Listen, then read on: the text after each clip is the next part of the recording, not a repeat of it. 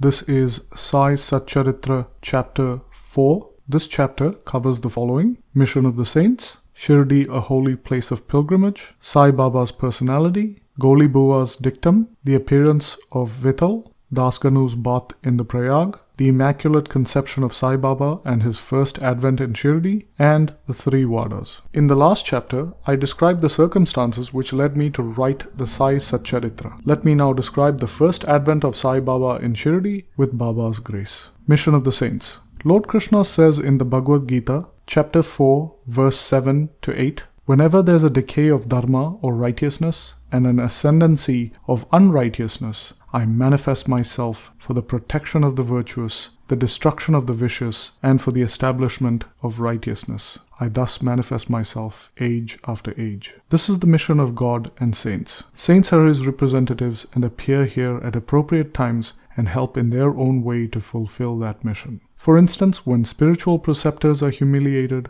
when nobody cares for religious instructions, when everybody thinks himself very learned, when people begin to partake of forbidden food and intoxicating drinks, when under the cloak of religion people indulge in malpractices, when people belonging to different sects fight amongst themselves, the unorthodox forget their religious practices, when yogis neglect their meditation, when people begin to think that wealth, progeny, and wife are their sole concern and thus turn away from the true path of salvation, then saints appear and try to set matters right by their words and actions. They serve us as beacon lights and show us the right path for us to follow. In this way, many saints, Nivriddhi, Jnanadev, Muktabai, Namdev, Gora, Gunai, Eknath, Tukaram, Narahari, Narsibai, Sajan Kasai, Sawata, Ramdas, and various others appeared at various times to show people the right path. And Sai Baba also arrived on earth with the same mission. Shirdi, a holy place of pilgrimage. The banks of the Godavari river in the Ahmednagar district are very fortunate,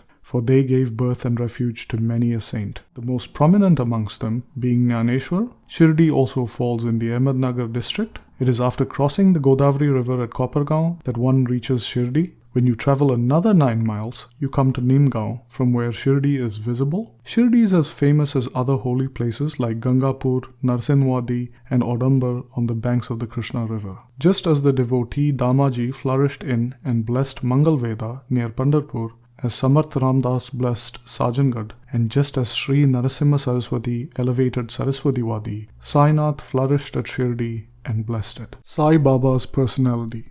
It is on account of Sai Baba that Shirdi grew into importance. Let us see what sort of personage Sai Baba was. He had conquered this samsar, or worldly existence, which is very difficult to cross. Peace or mental calm was his ornament, and he was the repository of wisdom. He was the home of Vaishnava devotees and was very liberal, like Karna. He had no love for perishable things and was always engrossed in self-realization, which was his sole concern. He felt no pleasure in the things of this world or of the world beyond. His heart was as clear as a clean mirror, and his speech always rained nectar. The rich or poor were the same to him. He did not know or care about honor or dishonor. He was the Lord of all beings. He spoke freely, interacted with everyone, saw the acting and dances of nautch girls, and listened to ghazal songs. Yet he did not swerve an inch from samadhi or mental equilibrium. The name of Allah was always on his lips, and while the world awoke, he slept, and while the world slept, he was vigilant.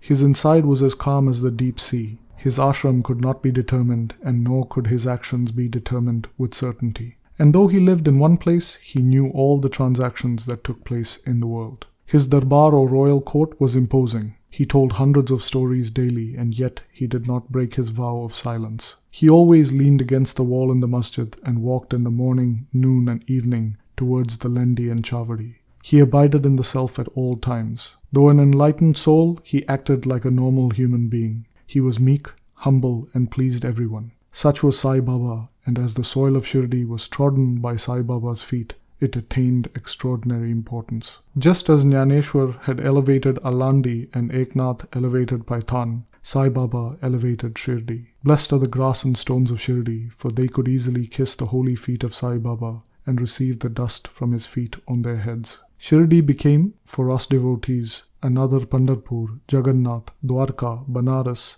that is Kashi, Rameshwar, Badrikedar, Nasik, Triambakeshwar, Ujjain, and Mahabaleshwar Gokan. Contact with Sai Baba in Shirdi was like our Veda and Tantra, as it calmed our consciousness of the world and rendered self-realization easy. The darshana of Shri Sai was our yoga sadhana, and speaking to him destroyed our sins. Shampooing his legs was our bath in the Triveni Prayag, and drinking the holy water from his feet destroyed our desires. To us, his commands were Vedas, and accepting his udi or sacred ashes and prasad was purifying. He was our Sri Krishna and Sri Rama, who gave us solace, and he was our Parabrahma or absolute reality. He was beyond the pair of dvandvas or opposites, never dejected or elated.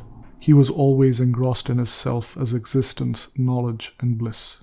Shirdi was his center, but his field of action extended far and wide, to Punjab, Calcutta, North India, Gujarat, Dhaka, and Konkan. Thus, Sai Baba's fame spread far and wide, and people from all parts of the world came to receive his darshana.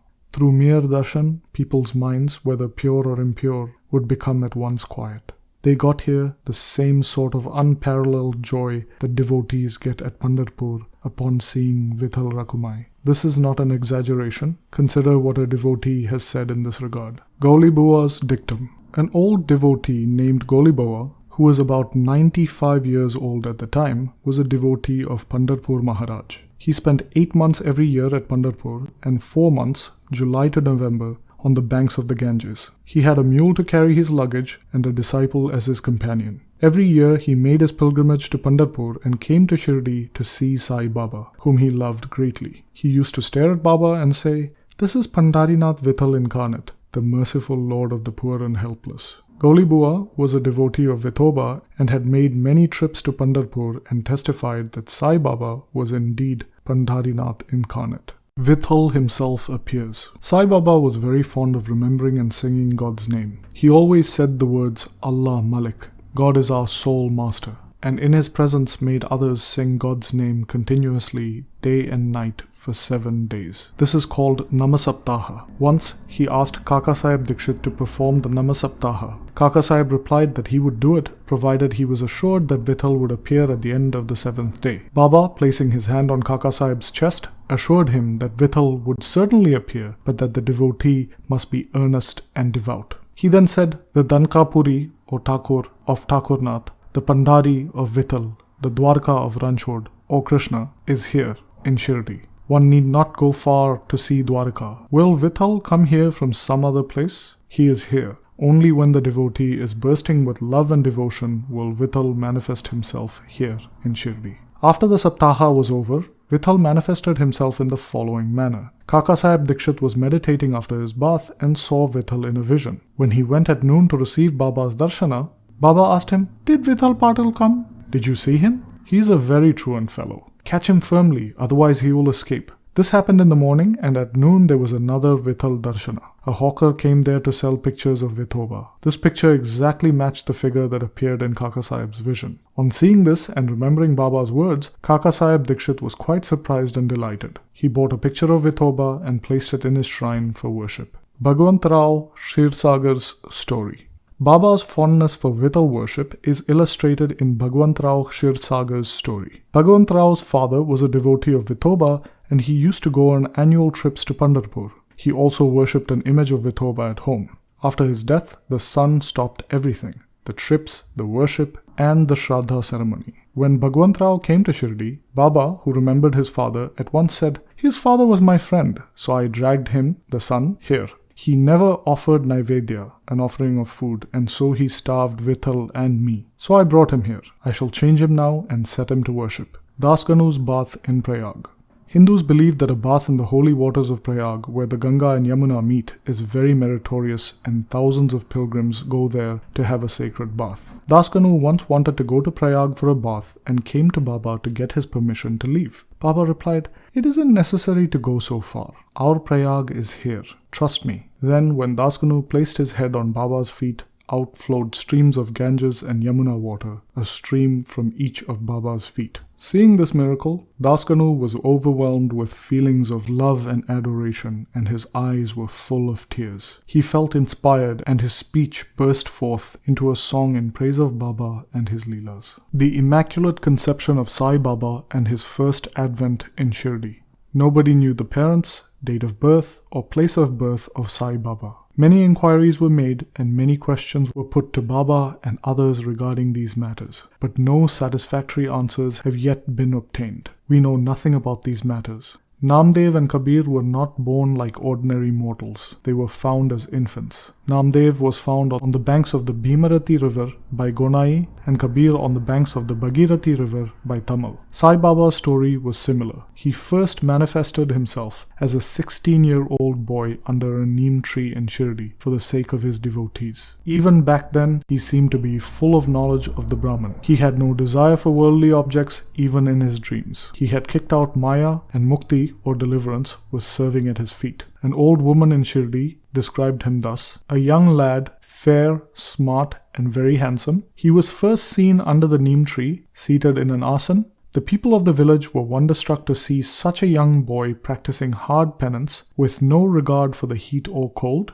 By day he associated with none, and by night he wasn't afraid of anybody. People wondered where this young chap had turned up from. His form and features were so beautiful that a mere look endeared him to everyone. He didn't go to anybody's door and always sat near the neem tree. Outwardly, he looked very young, but through his actions, he was really a great soul. He was the embodiment of dispassion and was an enigma to everyone. One day, it so happened that God Khandoba possessed the body of a devotee, and people asked him, Deva, or God, please tell us whose son this boy is and where he came from. God Khandoba asked them to bring a spade and dig in a particular place. When it was dug, bricks were found underneath a flat stone. When the stone was removed, a corridor led to a cellar where cow-mouth-shaped structures, wooden boards, and necklaces were seen. God Khandoba said, "This lad practiced penance here for 12 years. Then people began to question the lad about this. He put them off the scent by telling them that it was his guru's holy resting place and requested them to guard it well. The people then closed the corridor just as they had found it. As Ashwatha and Audamba trees are held sacred, Baba regarded this neem tree equally sacred and loved it the most. Mahalsapati and other Shirdi devotees regarded this site as the final resting place of Baba's Guru and prostrated before it." The three Wadas.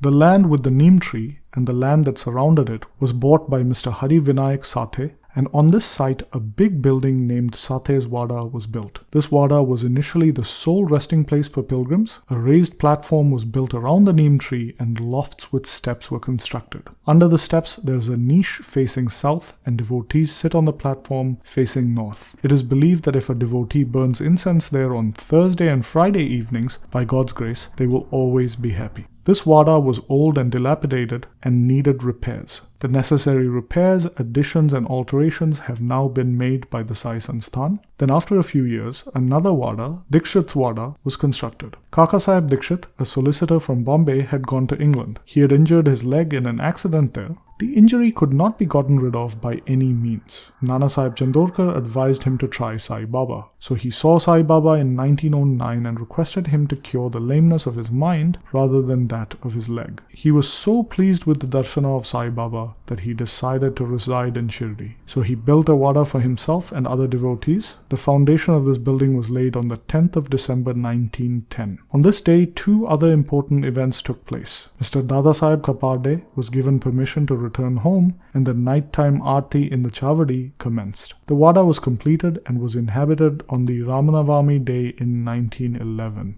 With due rites and formalities. Another Wada, or palatial mansion, was constructed by the famous millionaire from Nagpur, Mr. Booty. Lots of money was spent on this building, but the amount was well utilized as Sai Baba's body rests in this Wada, which is now called the Samadhi Mandir. The site of this mandir formerly had a garden which was watered and looked after by Baba. Three Wadas thus sprang up, where there were none formerly. Of these, Sate's Wada was the most useful to everyone in the early days. The story of the garden, attended to by Sai Baba with the help of Vaman Tatya, and Sai Baba's temporary absence from Shirdi, his return to Shirdi with the marriage party of Chand Patil, the company of Devidas, Jankidas and Gangagir, Baba's wrestling match with Mohuddin Tamboli, his life in the masjid, the love for Mr. Dengale, and other devotees, and a few other incidents will be described in the next chapter. Bow to Shri Sai, peace be to all, and this brings us to the end of Sai Satcharitra chapter 4.